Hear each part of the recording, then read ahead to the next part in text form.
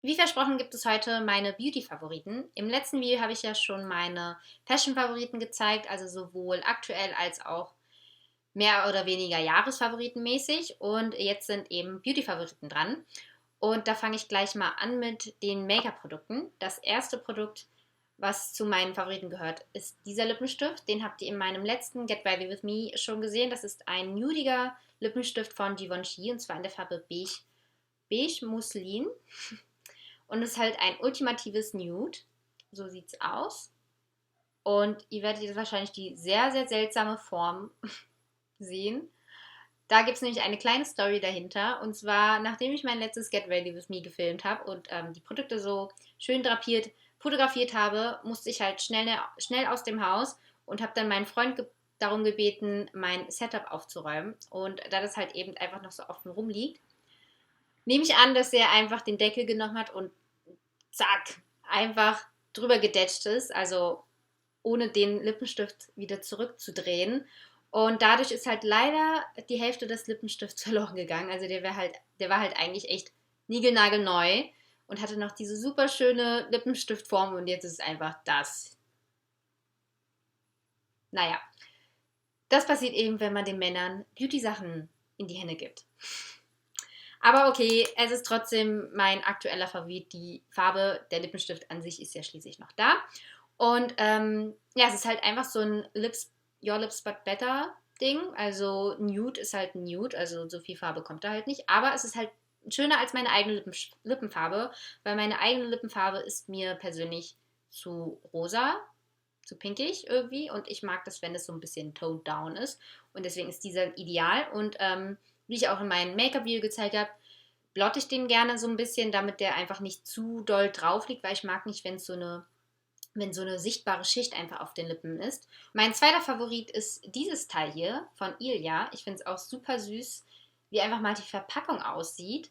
So richtig schön klein und dicklich. Also ich habe es echt irgendwie größer erwartet, als ich bestellt habe, aber es ist dieses kleine Teil geworden. Und zwar, wenn ihr jetzt euch fragt, was es ist ein Highlighter. Und ich bin ja so ein absoluter Highlighter-Fanatiker. Den finde ich einfach super, super schön. Also der hinterlässt ein super schönes Finish auf der Haut. Sehr, sehr ähnlich zu dem AMS Living Luminizer, der aber dann im Vergleich dazu noch ein bisschen nasser und klebriger ist, weil da eben sehr viel Kokosöl drin ist, wenn ich mich nicht irre. Und der hier ist eben ein bisschen angenehmer. Also er hat auch dieses sehr nasse, ähm, diesen nassen Look an sich als Highlighter. Also nicht so glitzerig, aber eben sehr schön feucht.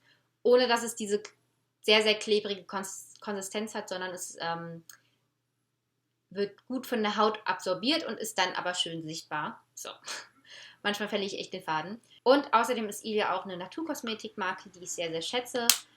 Das kommt dann halt auch nochmal dazu. Und ja, verwende ich momentan sehr, sehr gerne und deswegen ein aktueller Favorit. So, als nächstes mache ich mit Pflegeprodukten weiter und da zeige ich euch als erstes diesen Favorit.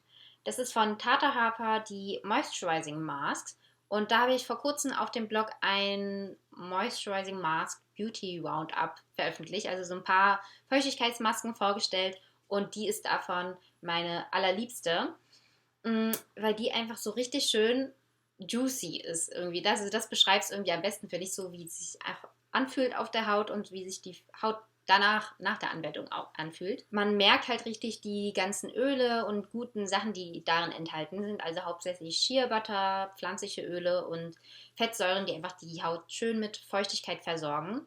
Und man kann die sowohl als normale Maske für so 15 Minuten einwirken lassen, aber auch über Nacht komplett. Da finde ich es noch ein bisschen schwierig, wie man das regelt mit dem fettigen Gesicht und dem Kopfkissen und man da nicht einfach alles abschmiert. Aber ja, auch als normale Maske finde ich sie sehr potent, weil man halt wirklich sofort einen Unterschied merkt. Und natürlich auch die 100% natürlichen Inhaltsstoffe sind sehr, sehr positiv. Und die Marke an sich finde ich von der Philosophie her einfach sehr, sehr ansprechend. Einzig allein das Grün von der Verpackung finde ich nicht sehr gut. Zwei Negativpunkte muss ich aber dazu sagen. Zum einen der Preis, also sie ist halt sehr, sehr teuer für eine Maske. Also ist halt schon so Luxusprodukt, einfach vom Preis her. Aber auch mit guten Inhaltsstoffen, wobei man sagen muss, für sensible Hauttypen sollte man aufpassen, weil hier eben sehr viele ätherische Öle enthalten sind und die wirken ja bei manchen halt eben reizend. Bei mir zum Glück nicht. Und deswegen genieße ich die auch zu benutzen. Und ja, mein Favorit. Ein Pflegeprodukt habe ich noch, und zwar ist das von Paula's Choice, der 10% Niacinamid Booster. Ich vergesse immer wieder, wie dieses Wort heißt. Und das kommt so ganz klinisch in so einen Pipettenbehälter daher. Auch was lichtgeschützt ist, was sehr gut ist. Und jetzt fragt man sich wahrscheinlich, was ist dieses Niacinamid eigentlich? Und das ist im Grunde Vitamin B3. Und das ist zum einen gut für reifere Haut, also so gegen Falten und erste Anzeichen der Hautalterung, weil Vitamin B3 die Kollagenproduktion anregt und für eine bessere Hautbarriere sorgt und deswegen einfach so ein bisschen mehr wieder Straffheit im Gesicht sorgt. So, und das steckt auch so ein bisschen der Punkt, warum ich das Produkt auch sehr gerne benutze momentan. Hier steht es auch drauf so ein bisschen, also Minimize Pores und also Poren verfeinern. Und eigentlich, wenn Produkte das so ein bisschen deklarieren, kann man denken so, wie soll das gehen? Also so große Poren sind nun mal groß und da kann man eigentlich nicht viel machen. Aber bei diesen Straffheitseffekt, den man davon bekommt, finde ich, dass meine Poren, die halt sehr vergrößert sind, weniger groß aussehen. Also die wirken nicht mehr so tief. Also man kann das auch irgendwie beobachten, wenn man mal im Spiegel ganz nah rangeht und dann die Haut so ein bisschen straff zieht. Dann sieht man auch, dass die Poren irgendwie weniger tief aussehen. Und das ist, glaube ich, der Effekt, den dieses Produkt halt bei mir macht und den ich sehr, sehr gut finde. Weil ich glaube, das ist momentan irgendwie das Einzige, was so wirklich gegen die vergrößerten Poren hilft. Also es bringt nichts irgendwie, was in die Poren zu machen, was es einfach nur so füllt und dann glatt erscheinen lässt. Ja, ich hoffe, man kann ungefähr verstehen, was ich meine. Also das ist auch der Punkt, was dieses Produkt zu meinem aktuellen Favoriten macht. Ja, ich hoffe, man konnte jetzt ungefähr verstehen, was ich meine. So, das war der erste Teil, dieses für reife Haut und so weiter. Als zweites ist Vitamin B3 auch gut für Haut, die zu Akne oder Unreinheiten neigt, weil Vitamin B3 die Sebumproduktion irgendwie ein bisschen runterschraubt oder irgendwie reguliert und auch so ein bisschen antientzündlich wirkt und deswegen eben auch bei Unreinheiten sehr gut, eine gute Wahl ist. Und noch ein paar Worte zu der Anwendung, weil habe ich jetzt glaube ich auch noch nicht gesagt. Es ist gedacht, dass man dieses Produkt zu seiner Tagescreme dazu mischt, also es kommt halt in so einer Pipette daher und dann gibt man einfach so ein paar Tropfen dazu. Deswegen ist es auch aus der Booster-Reihe, weil Booster, da gibt man der Tagescreme oder der Haut einfach nur mal so einen Boost, je nachdem, was man gerade möchte. Man kann es aber auch, wenn man möchte, direkt ohne Mischen auftragen, also 2, 3 Tropfen dann direkt auf die Haut. So, ich glaube, zu dem Teil habe ich echt super viel gesagt, deswegen reicht das jetzt. So, einen Beauty-Favoriten zeige ich euch noch und der kommt aus dem Haarbereich. Und zwar ist es diese Bürste. Klingt jetzt erstmal so mega unspannend, aber ich schalte sie an und dann ist sie so mega Hightech-mäßig am Start. Das ist die Iontech Bürste von Braun, Satin Hair 7. Und ich habe jetzt nicht das Prinzip ganz hundertprozentig im Kopf, aber irgendwie ist es so, wenn man sich damit die Haare bürstet, werden irgendwie Ionen aus der Luft genommen und dann passiert irgendwas mit den Haaren. Also sie glättet irgendwie die Haarstruktur. Und der ultimative Punkt einfach bei der Bürste, warum ich die so liebe, ist, dass sie antistatisch wirkt, also anti-frizz und anti-elektrisierend. Also ich habe jetzt den Pony und seit ich den Pony habe, habe ich immer eine Bürste dabei oder einen Kamm und muss mir unterwegs immer so ein paar Mal durch den Pony gehen, weil der sonst halt sehr strähnig aussieht. Und wenn ich das mache, passiert es ganz häufig, dass meine Haare elektrisiert sind und dann habe ich nur noch so Fühler am Kopf, die irgendwie rumfliegen. Und das ist mit der Bürste eben nicht so. Und das ist halt einfach wirklich der ultimative Punkt, weshalb ich die Bürste liebe momentan, ist, dass es halt nicht passiert.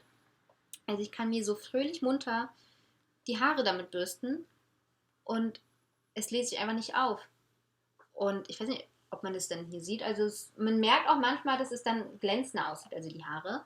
Weil ja, die Haarstruktur ist ja wie so ein Tannenbaum und wenn man sich vorstellt, dass die dann so geschlossen ist, dann glänzt es, glaube ich, einfach mehr automatisch.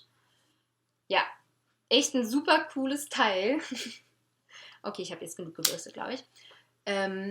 Ja, eine Iontech-Bürste. Also ich weiß ehrlich gesagt nicht, wie viel die kostet, weil die habe ich auf einem Event bekommen. Und seitdem benutze ich sie einfach super, super gerne. Der einzige Minuspunkt ist, dass sie eben so super riesig ist. Also ich will sie eigentlich dauerhaft dabei haben, aber sie nimmt halt super viel Platz weg. Das heißt, sie passt nicht in jede Tasche.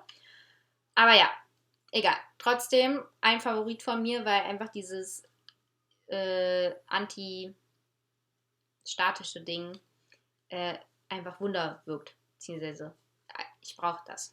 Aber wenn ihr vielleicht andere Bürsten kennt, die auch diese gleiche Technik haben oder auch irgendwie nicht elektrisierend wirkt, aber kleiner ist dabei, dann schreibt mir das gerne in den Kommentaren. Da bin ich voll dafür. Und dann würde ich sagen, reicht das jetzt? Ich bin heute, glaube ich, voll ein bisschen wirr. Aber ich hoffe, euch hat das Video trotzdem gefallen und fandet die Favoriten interessant. Und dann würde ich sagen, wir sehen uns das nächste Mal. Tschüss!